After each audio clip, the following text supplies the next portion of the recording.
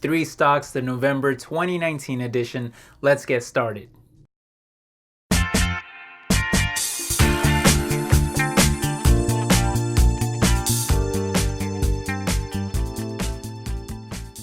What's up everyone, my name is Ale. Welcome back to my world of stocks. As always, this monthly series is not a recommendation to buy anything. It is just a way of me teaching you about three different stocks that I enjoy tracking every month, and if you happen to like any of them, then you can research them further and add them to your watch list. But as always, if you're enjoying the series, make sure you hit the like button as it really helps support the channel. And if you want to see past episodes, you can find them up here, down in the description, or at the end of this video on a clickable card. Now, as you know, we categorize these stocks as one higher risk, one medium risk, and one lower risk. And so we're going to start things off with our higher risk stock of the month, and that's going to be Caterpillar. Ticker symbol is CAT. And this is one that I'm constantly being asked to talk about, but I don't think I've made a video on Caterpillar yet. But I have to admit that they have caught my attention recently, and I have added them to my high priority watch list, and that's for a few different reasons. Now, for one, they have a very attractive valuation. They also have a very attractive dividend. They have a very wide moat, and I don't think that they're ever going to go out of business because I think we're always going to need heavy machinery suppliers, and Caterpillar is one of those companies that really stands out as a market leader with a very popular brand. However, the stock has been climbing a lot recently, and with global manufacturing and industrial data being relatively weak, as we'll take a look in a second, and with a trade war lingering on between the two biggest economies in the entire world, and that's hurting the global economy, and Caterpillar is heavily exposed to the macroeconomy, so I think Caterpillar still faces a lot of major headwinds that could actually bring the stock down. In fact, I'm recording this video on Sunday, and I believe they announced earnings on Wednesday, and there's a lot of, pretty much all the media sites out there are reporting that these earnings are probably going to disappoint for Caterpillar, which I'm hoping kind of happens. As bad as that sounds for people invested in Caterpillar, I kind of want them to disappoint on earnings because I think that may open up a buying opportunity for me, someone who is still not in the stock. But let's take a closer look at all of this. Okay, now the stock is up close to 40% in the past 5 years, but ever since the start of 2018, it's mostly been sloping downwards as they are down close to 25% from those highs. Although they've recently climbed by over 10% in the last couple weeks, probably due to trade talks improving with China, but I think a pullback may be in store if earnings actually come in weak. Here's a report from the Motley Fool that warns investors should prepare for a difficult quarter, citing macroeconomic weakness as well as a dramatic crash in sales growth for an industrial supply company called Fastenals as reasons for Caterpillar to likely disappoint on Wednesday. And then there's multiple other sites citing a recent downgrade from Morgan Stanley, who downgraded the stock from buy down to hold, citing a weakening US economy, particularly in construction equipment and energy, which by the way are the two largest segments for Caterpillar, so that would obviously hurt their performance. They went on to say that the global manufacturing economy continues to severely underperform as the supply management Purchasing Manager Index registered its worst reading last month since 2009. However, Morgan Stanley was hesitant to give the stock a sell rating because things don't look as bad as they seem, and a trade deal could still happen at any moment that would obviously help industrial companies like Caterpillar. So to translate what all of this means to me as someone who is not yet invested in Caterpillar stock is that there is a decent chance that we see the stock dip in the near future, but if that happens, it will probably be a buying opportunity if you're thinking long term. After all, the stock is looking attractive even after this most recent run-up, as their forward PE ratio is 40% cheaper than the sector median, while their PEG ratio is also 51% cheaper as well. On top of that, they pay a dividend that yields over 3% with a solid payout ratio of only 32%, a very nice 5-year growth rate of 14%, and a very solid 26 years of consecutively growing that dividend even through market crashes and recessions. So that actually looks like a very attractive dividend growth stock from a long-term perspective, although sales are very cyclical and heavily dependent on the global macroeconomy, as they were not immune to weakness in 2016 and are expected to struggle again this year and the next, only growing by 2% this year and then dropping by 2% the following year.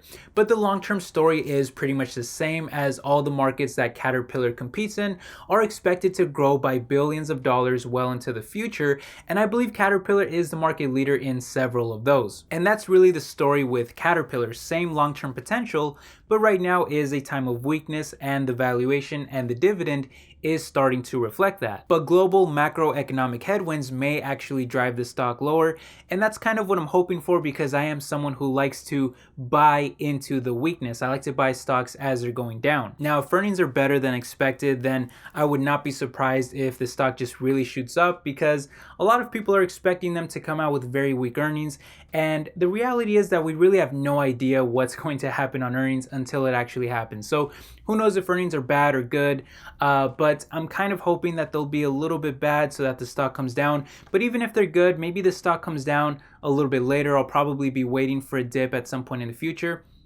And if at any point the stock gets down to a dividend yield of like 4%, that would be extremely attractive as a cash flow dividend stock for the very long term. So I would definitely be willing to buy at any of those kind of levels. So I'll have to just kind of reevaluate at the time. But again, long term, I still kind of believe in this company, because I do think a trade deal will eventually get done between the US and China. And I also expect to see global stimulus happen, because there's a lot of recessions happening overseas, and you can't just fight a recession by lowering rates. You actually have to provide some stimulus as well in most cases. And one of the best ways to, or one of the most widely used stimulus plans out there, is to spend on infrastructure, which would obviously be a pretty big tailwind for a company like Caterpillar. So again, right now I see weakness. I want to try to buy into that weakness, but I'm hoping that the stock goes a little bit lower before I start doing so. So I'll keep an eye on it, and I'll give you guys an update if I do decide to buy into Caterpillar. But anyway, that's stock number one. Let's move on to stock number two. All right, guys, up next we have our medium risk stock to watch, and this is actually a Chinese stock that I recently started buying myself for the very first time, and that is of course the Chinese giant Tencent. Ticker symbol is TCEHY, and they are a very large technology conglomerate.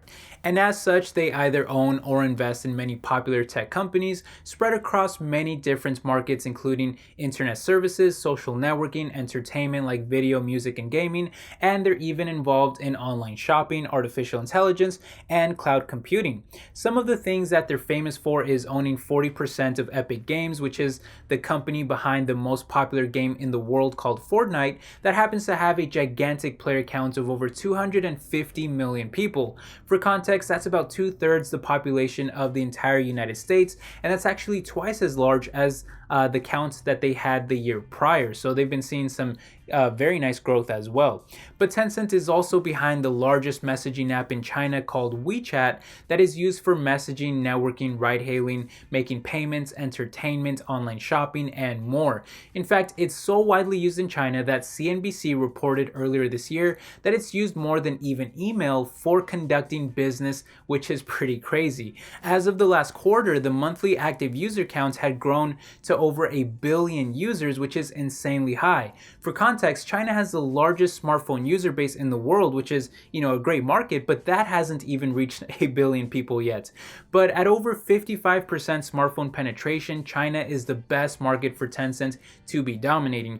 Keep in mind that mobile gaming is also on the rise, growing by over 50% a year in a market that is worth over $150 billion, and China happens to be the second largest gaming market in the world, only barely behind the United States. And because of Tencent's dominance in gaming, and especially mobile gaming, they've actually become the largest public company in the world when measured by gaming revenue, even beating out both Sony and Microsoft, that are the companies behind PlayStation and Xbox. In any case, all of this and much more has led to Tencent's business performing incredibly well, as revenue soared by 48% in 2016 and 57% in 2017. But due to the weakening Chinese economy that is increasingly being hurt by the trade war, Tencent's revenue growth has been hurting, as growth dropped to 32% last year, and Yahoo Finance expects that to slow down even more this year, dropping to growth of only 17% in 2019 and then jumping back up a little to 23% in 2020. Still, it's my opinion that This is already being priced into the stock as it's crashed by over 30% from their highs at the start of last year. Meanwhile, Tencent continues to be a very profitable company that grows their net income every single year, and their valuation is pretty reasonable at only a 20% higher PE ratio than the sector median and a 14% lower PEG ratio than the sector as well, which to me looks like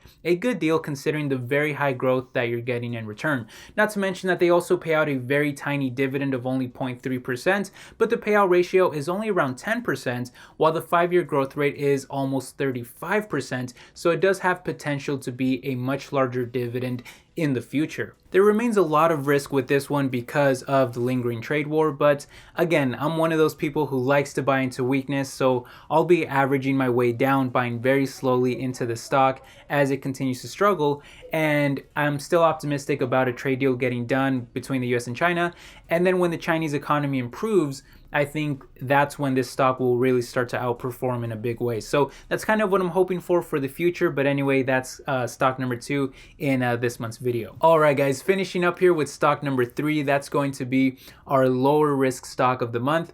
And usually for these ones, I go with some really big mega cap companies. And this month, we're going to go with Facebook because I still think that their valuation looks very reasonable for the size of the company and how much they're still growing and the amazing balance sheet that you get as well. Now, the stock is trading pretty high right now as it's up close to 150% over the past 5 years and up over 40% this year alone. But when looking at their valuation, they're still technically cheaper than the sector median on both a forward PE and PEG ratio basis. And I'm sorry, but in my opinion, there's no way that a company like Facebook should be trading at the middle of the sector with a bunch of average companies. They more than tripled their sales from 2015 to over $55 billion last year and are still expected to continue growing north of 20% a year into the future. They're also an extremely profitable company, growing their net income from $3.7 billion in 2015 to over $22 billion last year. That's growth of almost 500%. Now, this year will likely be less than normal because of FTC settlements, but when looking at the long-term picture, Facebook is still incredibly profitable because of their high-margin digital advertising business. And that's a result of having an enormous amount of users constantly engaging in their platforms that advertisers can target. Facebook alone has over 2.4 billion monthly users, and that's not even including Messenger, Instagram, or WhatsApp, all of which have tremendous monetization growth to tap into. And if you include those other two, you're talking about more than 2.7 billion people. And again, that's not individual accounts, that's just raw people. If it was calculated by each account on each platform, the number would be insanely larger because most of those people are probably double or triple dipping using more than just one of Facebook services. And keeping all of this in context, the digital advertising market is likely to only get bigger in the future as the world continues to shift away from traditional advertising mediums like television, radio, or newspaper in favor of internet-based social media. And as a result, the market is growing by billions of dollars a year, with social media advertising making up the majority of that digital ad spending. And keep in mind that Facebook only commands less than 20% of the market, so there's still some room to grow there as well. But either way, the growing market will continue to benefit them in a huge way, as a rising tide does lift all boats. On top of that, they have an amazing balance sheet, one of the best in the world, with $58 billion in current assets versus only $13 billion in total liabilities, leaving them with a current and total ratio that are both well above 4, which is pretty crazy. This will help them continue to invest in their future, and if any small competitors do pop up, Facebook can just acquire them or outspend them to make sure that they keep the lead. All of this has led to investments in the business enterprise market with Facebook's Workplace, augmented and virtual reality markets with Facebook's Oculus, original programming with Facebook Watch, and they're even launching their own cryptocurrency called Libra, although that has been facing a lot of challenges lately. Still, to me, the overall picture for Facebook still looks like one of a giantly profitable, above average company that is trading at around average kind of middle of the road stock prices, and that just doesn't really make sense to me. I think Facebook should be trading at a premium. It's not currently, in my opinion. I think it's very fairly valued at the moment and a little undervalued, to be honest. But I do have other companies that fit similar bills to what Facebook already does, so I don't really have a major need to own Facebook. But if you give me another dip like we saw maybe like at the end of last year, we see like a decent sized correction in the market, Facebook is definitely one of those top level stocks that I'm definitely interested in picking up. I don't know that we will see those kind of dips, but those would be the opportunities that I'd be looking for something like Facebook. Anyway, that does it for this month's video. I hope you guys enjoyed this. If you did, make sure you hit the like button, subscribe if you haven't already. Thank you so much for all the support. I really appreciate it. Leave your thoughts and comments down below, and I'll catch you guys in the next one. Take care. Bye-bye.